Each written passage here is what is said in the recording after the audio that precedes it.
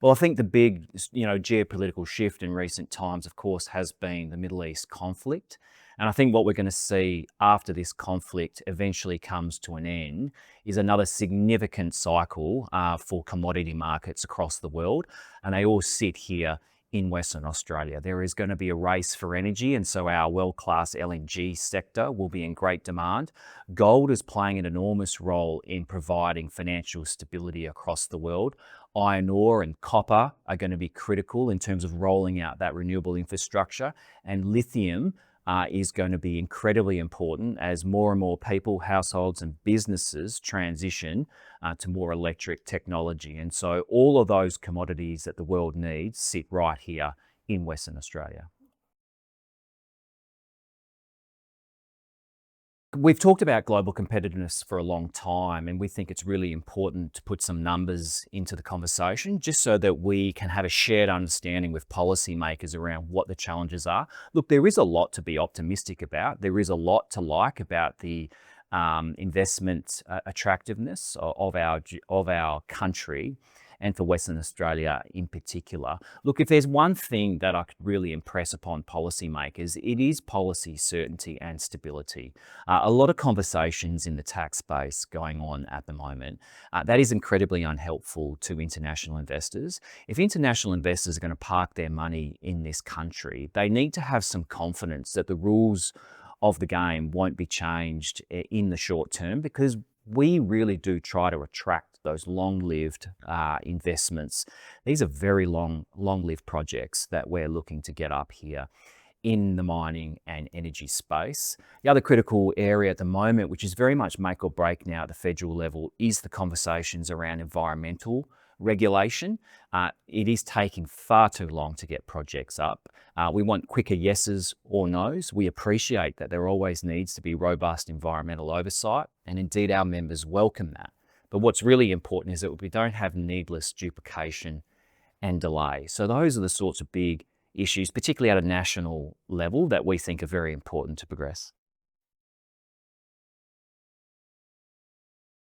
And we should recognise up front that there is a wonderful set of workers and a broader workforce here that provides us with a real competitive advantage. The human capital in this country is one of our great strengths, and we want it to stay that way.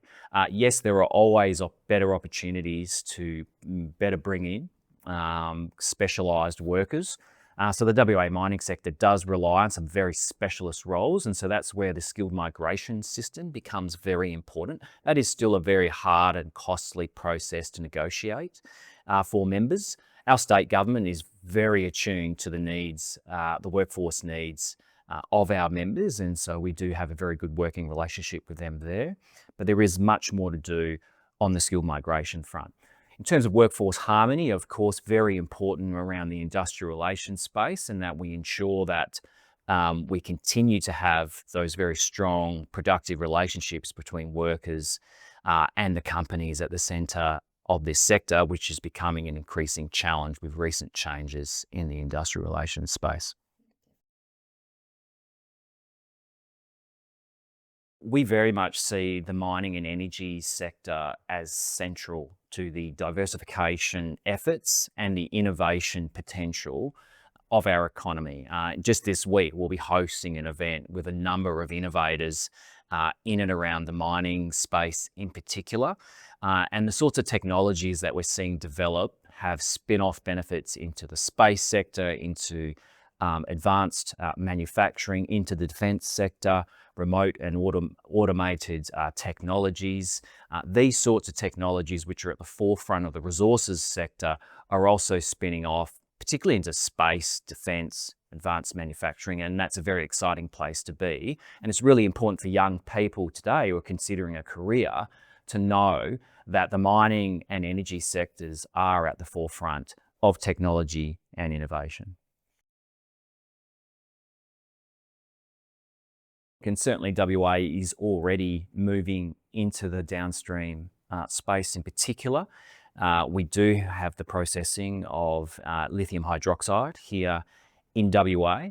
We have had one hydroxide manufacturer make the decision to close their operations, but we do have two that do continue in the state. And so that's just a reminder that it's a really big challenge to move into that part of the supply chain, particularly where some countries have a very concentrated influence in those sectors. And so what you're seeing is increasingly across the world, more bespoke partnerships between industry and governments to ensure that those sorts of operations, particularly your critical mineral processing operations, do have the commercial and the regulatory settings to enable them to thrive in a market like Australia. CME is right at the heart of those relationships, not just within the industry, but across other parts of the economy. We collaborate very closely with industry groups and other parts of the economy, but also particularly around the innovation space. And so, as I was saying before, we're playing a role in terms of bringing together innovators from different parts of industry, but also government as well. And we think that's a really important part of the story that we want to tell in coming years, that we are not here just to maximize the opportunities in and around the resources sector, but to also maximize the spin-off opportunities into other parts of the economy, putting us right at the heart of the economic diversification of the country, but also inspiring the next generation of people to take up a career in the resources sector.